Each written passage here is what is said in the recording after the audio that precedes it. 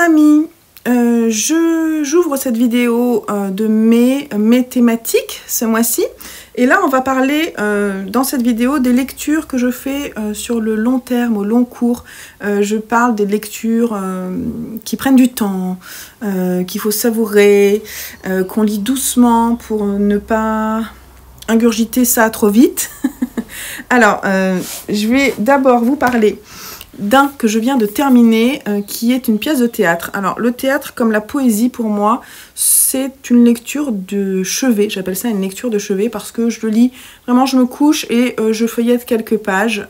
Voilà, donc là, j'ai lu celui-ci, Le bruit des eaux qui craquent, de Suzanne Lebeau, aux éditions théâtrales jeunesse. Édition théâtrale, c'est ça, la maison d'édition. Et ça a été vraiment une claque, hein. Ça a été super comme lecture. C'est du théâtre pour la jeunesse. Suzanne Lebeau est très connue pour ça. Elle a reçu de nombreux prix et je crois que celle-ci notamment a été très appréciée. Ça date de quand? Je ne sais pas, 2007. Ah oui, voilà, elle a eu plein de... Elle a coup de cœur des lecteurs de la Comédie Française 2007, prix des Journées de Lyon des auteurs de théâtre 2007, prix du gouverneur général du Canada 2009, parce qu'elle est canadienne, prix Sonny Laboutanzi 2009 et prix Colidrame 2010. Voilà, ça le mérite parce que donc c'est un récit assez universel qui va parler des enfants qui voient leur vie basculer dans l'horreur parce que ils deviennent enfants soldats. Et notamment contre leur gré, hein. Donc ils sont embarqués par des milices dans la guerre civile, voilà. Donc on ne sait pas où ça se passe, ça pourrait pas se passer partout dans le monde. On suit deux enfants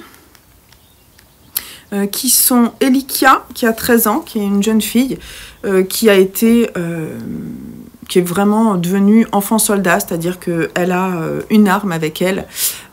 Elle a vécu 6 mois ou quelque chose comme ça dans un camp et en fait elle a été violée, elle est devenue vraiment une femme objet pour assouvir les désirs sexuels des soldats et elle a été aussi formée pour pouvoir elle-même tuer, d'ailleurs elle a déjà tué plusieurs fois. Elle s'occupe aussi de toutes les tâches ménagères, tout ça, comme beaucoup de filles, de jeunes filles dans ces conditions-là. Elle est en train de fuir avec Joseph, qui a 8 ans, un petit garçon. Et en fait, elle fuit avec lui pour essayer de sauver sa vie. Et donc, on suit la pièce de théâtre, les différentes scènes. Ce sont ces deux personnages qui dialoguent ou ont des dialogues intérieurs qui contextualisent ce qu'ils sont en train de faire. Et en parallèle, on suit une infirmière, Angelina, qui nous fait des rapports... Ah, attendez, comment elle appelle ça? En fait, elle défend... Elle a écrit... voilà, elle fait des comparutions pour dénoncer, en fait, dénoncer la façon dont ces enfants sont enrôlés dans la guerre contre leur gré et sont totalement exploités. Et donc c'est elle qui témoigne en fait de la vie de ces deux enfants et notamment Elikia, c'est ça?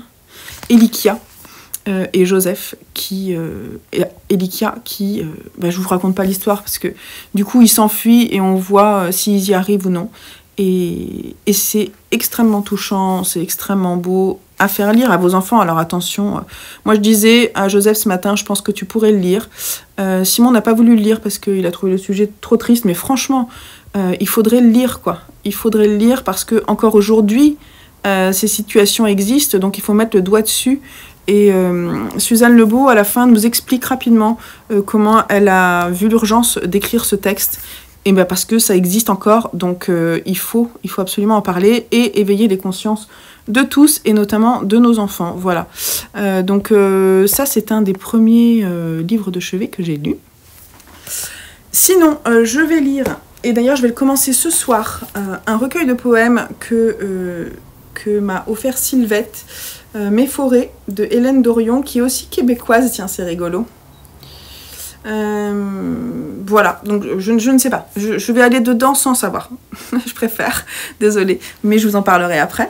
Et puis à partir du 8 mai, je vais lire ces nouvelles de Gaëlle Josse, À quoi songent-ils ceux que le sommeil fuit chez Notabilia, et je vais le lire en lecture commune parce que il y a une d'entre vous sur mon compte PAL EV3 Lecture, donc c'est Manu, je te fais des bisous,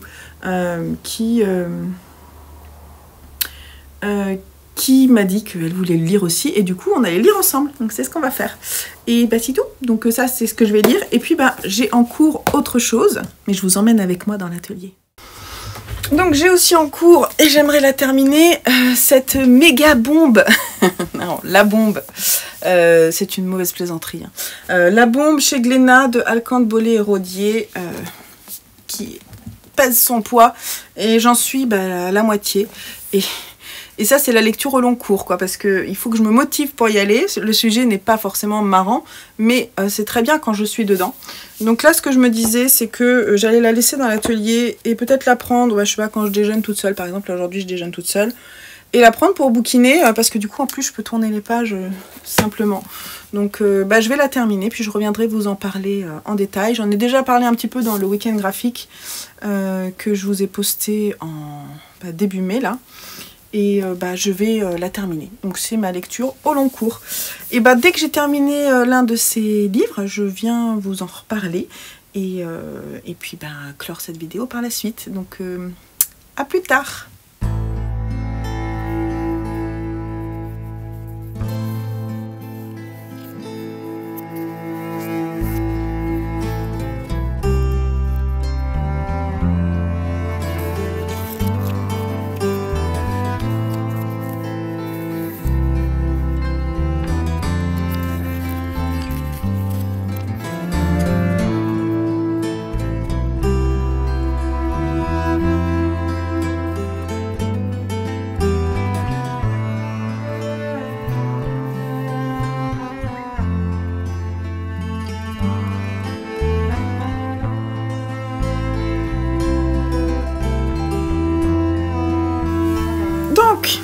On est le 10 mai, j'ai fini Mes forêts, alors ça fait un petit moment déjà, Mes forêts de Hélène Dorion chez Sacoche aux éditions Bruno Doucet. Je ne connais pas du tout cette maison d'édition. J'ai corné énormément de pages parce que c'était très beau, c'était très beau. C'était très beau, mais... alors ça parle vraiment, elle prend le sujet des forêts comme central, c'est-à-dire qu'elle va se balader en forêt et elle va... à partir d'une métaphore vraiment coulée, raconter la vie, raconter avec les arbres, les racines des arbres, les fleurs, les feuilles, les branches, tout ça, avec cette métaphore, raconter l'humain. Et c'était très intéressant. C'est intéressant de lire aussi son entretien à la fin, où justement elle parle aussi, donc elle parle beaucoup d'intime dans ce livre, mais elle parle aussi beaucoup d'écologie, et moi ça m'a beaucoup plu parce que bah, moi j'habite près de la forêt, et que ce ressenti, bah, je l'ai eu en lisant. J'ai trouvé qu'il y avait des choses qui étaient très justes, que je pouvais ressentir moi. Voilà, elle parle beaucoup aussi de l'histoire de l'humanité à travers que les arbres, justement, que la forêt voit passer sur une temporalité complètement différente. C'était assez intéressant. Parfois, il y a un côté, je pense, un peu mystique que j'aime moins, mais parce que ça me parle moins. Mais voilà, moi j'ai aimé quand vraiment elle parlait de la forêt en elle-même et du côté écologique. J'ai moins aimé quand elle faisait le rapprochement entre l'humain et la forêt. Mais je voudrais quand même juste vous lire les petits passages. Je vous en lis un au passage que j'ai corné, juste un tout petit peu pour que vous rendiez compte de la poésie d'Hélène Dorion. Mes forêts sont des bêtes qui attendent la nuit pour lécher le sang de leurs rêves, gratter la terre, gratter l'écorce, boire l'offrande et se glisser dans un lit rempli de lucioles. Mes forêts sont une planète silencieuse, une éclipse qui fléchit le bois de barques à la dérive alors qu'on croirait tout immobile. Elles sont un dessin de nature morte ignorant les écrans sur lesquels on les regarde sans jamais les voir. Mes forêts. Son chemin de chair et marée de l'esprit, un verbe qui se conjugue lentement loin de Facebook, Instagram, Twitter. Mes forêts sont des rivages accordés à mes pas, la demeure où respire ma vie. voyez, là, elle met en opposition, en fait, le digital, on va dire, et la vie qui est vraiment dans la forêt. Ce qui est intéressant aussi, c'est la façon dont elle construit et les respirations dans son texte. Vous voyez, il y a des respirations qui, quand on les dit à l'oral, il y a des fois, c'est très intéressant parce qu'elle construit, vous voyez, elle construit vraiment son texte visuel aussi. Et je trouvais que ces rythmes étaient vraiment très beaux. Voilà, ça m'a bien plu. Je vais vous en dire un autre. Par exemple, là, elle prend l'horizon, l'arbre, le ruisseau, qui sont du coup des sujets, le rocher, le tronc. Là, il y a écrit, par exemple, le tronc, tout un champ de colonnes effleure les nuages, lente cicatrice dans la bouche de l'hiver, un visage d'épines insoumises, les forêts entendent nos rêves et nos désenchantements. Je trouve ça très beau. Voilà. Donc ça m'a bien plu, franchement, c'était un beau recueil.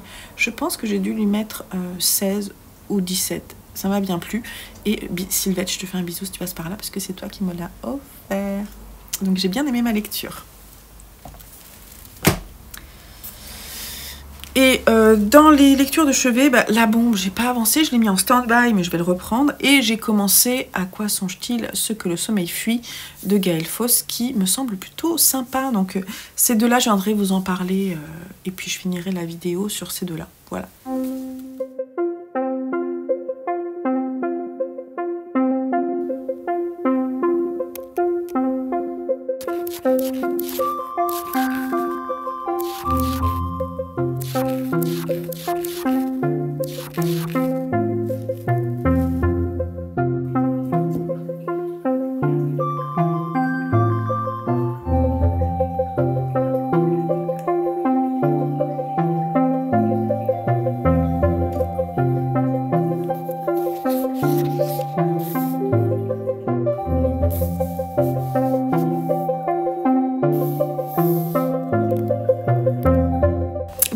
Je viens de terminer cette vidéo des lectures de chevet parce que je viens de terminer deux choses qui m'ont beaucoup plu. J'ai d'abord découvert et adoré À quoi songe-t-il ce que le sommeil fuit de Gaël Josse, ici aux éditions Notabilia. Notabilia, ouais. Cette couverture est splendide et ce qu'il y a à l'intérieur, c'est tout autant splendide. J'ai adoré, j'ai pleuré. À deux reprises. Alors, ce sont des petites nouvelles structurées d'une certaine façon. Je vais vous montrer un petit peu. Donc, on commence toujours par une petite phrase qui parle de la nuit. Et ensuite, on enchaîne avec quelques pages qui dressent le portrait de quelques personnes, voilà, des tranches de vie d'une personne à un moment de sa vie qui vit et dont le sommeil fuit. Je ne sais pas si ma formule est juste. Et qu'est-ce qui se passe? Pourquoi est-ce qu'elles ne dorment pas? Qu'est-ce qui s'est passé à ce moment de leur vie? Qu'est-ce qu'ils sont en train de vivre? Qu'est-ce qui se passe dans leur tête? À quoi est-ce qu'ils pensent? On va avoir alors un panel d'histoires touchantes, pas que. On peut passer d'une vieille dame à vraiment tous les profils, même aux enfants, aux personnes qui viennent de perdre des proches, à la personne qui est malade. Moi, celle qui m'a touchée, c'est la sœur. J'ai adoré la sœur. J'ai vraiment été touchée par plusieurs... l'écrivaine. Là, elle a parlé d'elle. Hein. Et là, j'ai coché parce que quand elle parle d'elle, à un moment, elle met son propre portrait, une bombe. Alors ça, c'est écrit d'une façon sobre et intelligente. Très poétique. Vraiment, j'ai beaucoup aimé. Et voilà, donc je vous conseille, j'ai pas grand chose à vous dire, je sais juste que moi je vais dire d'autres choses d'elle parce que j'ai adoré son écriture et c'était vraiment splendide. Et pour découvrir sa plume, je pense qu'il n'y a pas mieux. Et ensuite, j'ai terminé enfin ce matin La bombe de Alcante, Bollé et Rodier chez Glénat, que je me traîne depuis un moment, on est d'accord. Mais cette BD est énorme. Et en plus, je sais pas si je vais vous montrer une page. Je suis sûre que je ne vous montre pas une page où il y a beaucoup de texte, mais il y a pas mal de texte. pas mal d'informations à ingurgiter. C'est une BD historique dont le personnage principal est l'uranium. Je ris, mais c'est... Donc le personnage qui vous parle, c'est vraiment l'uranium.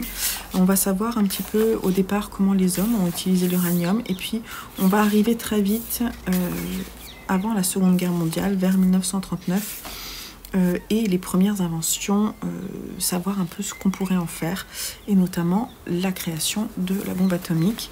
Et on va découvrir tout le parcours de plusieurs personnages sur toutes ces pages. On va se retrouver à Los Alamos, on va se retrouver dans les bureaux des présidents, notamment le président des États-Unis.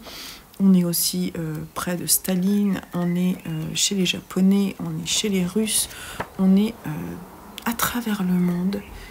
Cette histoire va raconter vraiment l'histoire, dans tous ses moindres détails. Beaucoup de réflexions sur la politique, sur qui a fait quoi et ce que ça a amené comme conséquence de cette histoire.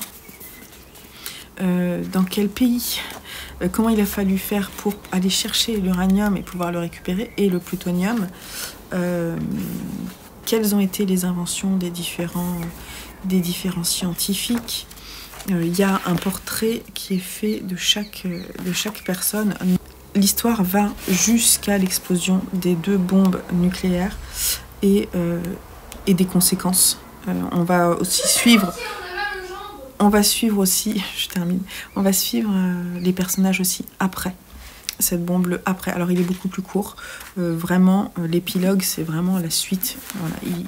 L'épilogue c'est ça, c'est après la bombe, mais c'est vraiment l'histoire, c'est jusqu'à la bombe. Cette BD est une pépite, mais il faut l'ingurgiter. Faut s'accrocher parce que on apprend beaucoup de choses. C'est une BD que je relirai certainement. Je peux que vous la conseiller parce que c'est un chef-d'œuvre, hein, quand même. Les dessins, j'étais un peu parfois perdue parce que je trouvais que les personnages se ressemblaient. Puis c'est du noir et blanc, donc c'est très sobre. Parfois, il faut rester accroché et c'est là où j'ai du mal à m'accrocher parfois. Mais j'en garde quelque chose de très intense. Pour moi, c'est une mine d'informations précieuse. Donc voilà, je vous la conseille. Je ne vais pas épiloguer plus que ça là-dessus parce que je ne peux pas dire grand-chose de plus que aller la découvrir si c'est un sujet qui vous intéresse, et pas que, parce qu'il faut savoir. Et c'est pas juste un point de vue, c'est pas un point de vue américain sur la bombe atomique, c'est un point de vue international sur comment est-ce qu'on a fait la bombe, comment elle s'est faite, comment est-ce qu'elle a explosé, et ce que ça a fait après, comment ça a changé totalement les pièces d'échecs du monde. Voilà. Donc c'est très important à lire et je vous la conseille à 1000%. Cette vidéo c'est la première que je termine dans la saga. Voilà, j'espère que ça vous aura plu et je vais la monter demain et vous la proposer assez rapidement. Je vais bien sûr avoir d'autres livres de chevet et je vous en parle très prochainement dans une autre vidéo. En attendant, prenez soin de vous et bonne lecture. Bye bye.